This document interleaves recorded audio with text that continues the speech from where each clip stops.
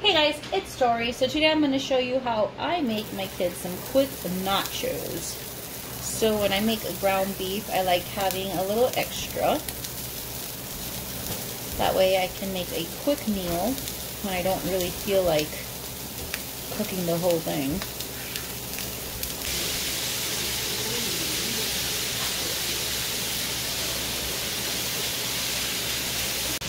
Okay, so our meat is just about done. We don't want to overcook it. We still want it to be nice and moist. So we're going to go ahead and cover this up and set it aside. Okay guys, so apparently the kids want some rice too to go with their nachos. So what I do is I reheat some rice. Here I'm going to add a little water just so it doesn't dry out and doesn't burn at the bottom. Then I'm going to go ahead and add some rice.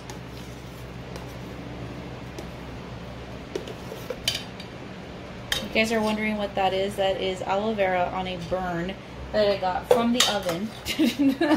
It hurt so bad, so I put aloe vera on there and I taped it on so it could heal a lot faster. Because once upon a time I had third-degree burns on my hand, which my uncle that just recently passed helped patch me up and take care of me when I went to the hospital. And my grandma made me soak my hand in aloe vera stuffs. She like got aloe vera and blended it and made like this little bowl for me. So I had to keep my hand in there for like 2 days. And you can't even tell that I had third-degree burns. My skin literally melted off my hand. It was insane. But all better now. So I'm going to go ahead and cover this up. We'll leave it for about 4 to 5 minutes on a medium high so that it can heat up and it should be ready. Let's get started on the beans. So here we have the pan for the beans. It's like my favorite pan, so it looks a little raunchy. It's my favorite pan. I use it all the time. So what I'm going to do first is add a little water. Same process, just like the rice. And then I'm going to add my beans. My beans are already made. I like to make a whole bunch of beans, and then some I'll leave whole, some I'll refry, some I'll put chorizo in, and then I'll just store them in the refrigerator. And this family definitely goes through a lot of beans and rice in a week. It's insane. We go through like costales, bags. I just love beans and rice. I don't know. It's so homey. So all I do is remove some of that water for sure, because I think I added a little too much water. So I'm going to go remove it right now while I still can, so you can still save it.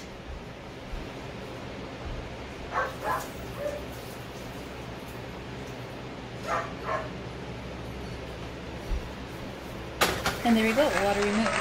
So I'm going to bring these up to a, I don't know, medium high, get it cooking. I want them kind of watery because I'm going to put them on nachos, so I don't want them too thick. Like obviously if you're going to make like a refried bean plate with rice and meat or something, you're not going to make them as watery as you would for nachos. So we'll just wait till this heats up. Okay, so we have this at the temperature that we want. Not like boiling, but you know, it's hot. So we're going to go ahead and set this aside, wait for our rice to finish steaming up. Our meat is already done. I'm going to get the chips in order and all of the fixings, and we'll be good. So here I have my cast iron pan. I'm going to go ahead and heat up a little salsa. This is Steve's homemade chunky red salsa. It's like delicioso. That's a whole nother video too, huh? So I'm going to go ahead and bring this up into, I don't know, medium high. I think the medium high will be fine. We're just going to want to warm this up. I don't really like cold salsa. I like warm salsa on my chips. Thank you very much. So we'll just let this heat up and we'll get started on the veggies. I'm gonna take this huge sheet pan because I have hella kids and they're all very hungry. And I had this bag already open of Juanita chips, so I'm just gonna add that to the bottom. All the broken little chips. Now we're gonna add in the fresher chips.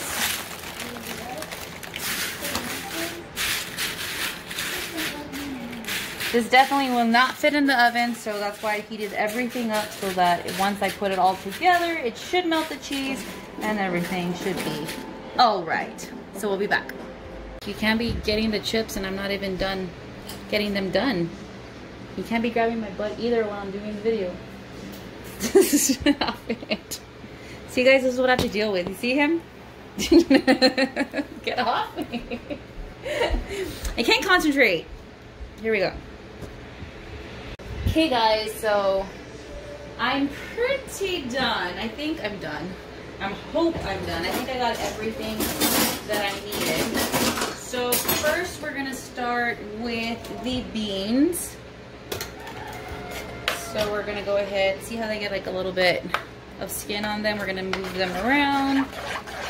There we go. And these are Peruvian beans. They're not your pinto beans. So they're a little bit smoother and softer. I would not recommend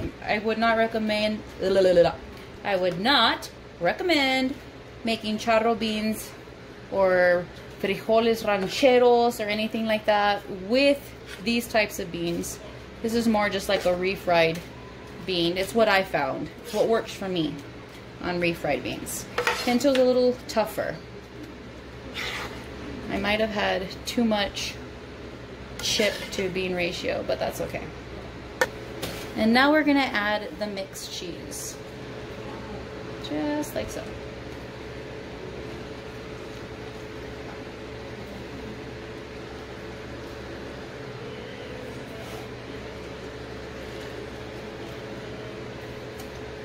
I think this is a mix of mozzarella,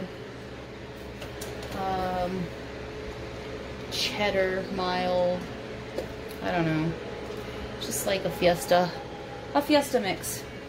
Now we can go ahead and add the meat.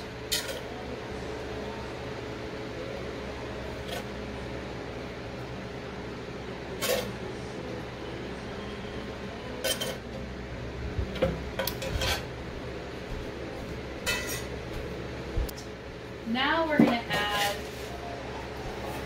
some lettuce all around.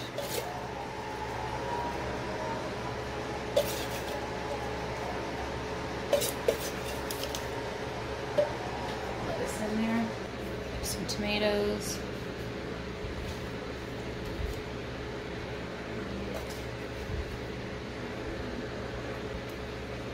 Little sweet peppers, why not?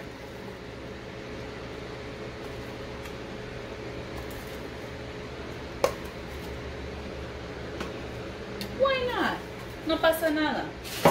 So then I'm gonna add in some onions.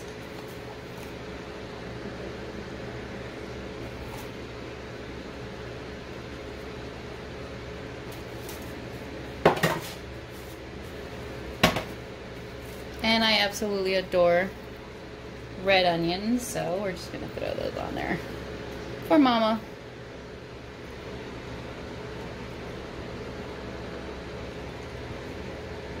Okay. Now we're gonna add in some pickles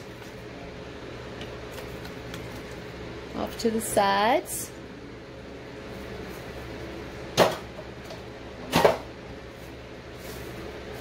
Can't have nachos without jalapenos, so we're going to throw in some jalapenos. Just like so.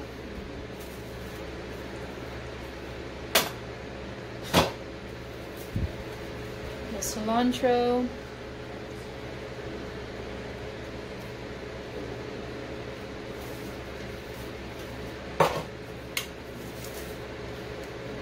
Little Mexican queso.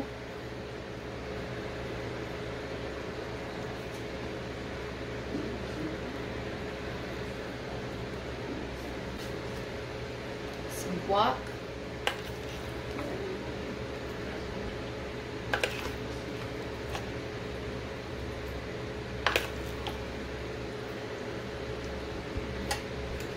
Sour cream.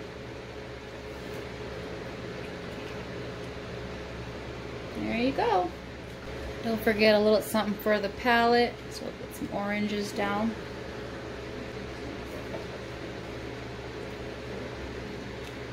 those babies going. And there you go. Here is my taco nachos, supreme, loaded nachos, ponchos, whatever you want to call them. Here they are, and it's gonna be delicious. Thank you guys for watching. Bye guys.